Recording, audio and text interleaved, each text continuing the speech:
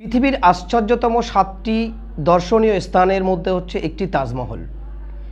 দীর্ঘ লকডাউনের জেরে বন্ধ ছিল তাজমহল। 2 মাস পরে খুলে দেওয়া হলো এই তাজমহল।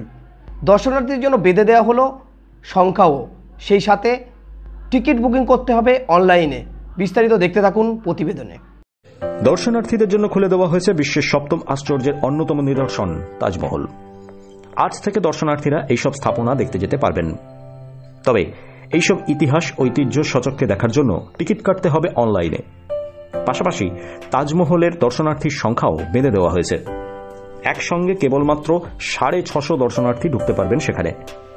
তাজমহল, লালকেল্লা, অজন্তা গুহা সহ সরকার কর্তৃক সুরক্ষিত সব স্মৃতিসৌধ এবং জাদুঘর করোনার দ্বিতীয় ঢেউ চলাকালীন বন্ধ ছিল। এ ব্যাপারে দেশের প্রত্নতাত্ত্বিক সমীক্ষা বিভাগ একটি নির্দেশিকা জারি করেছে।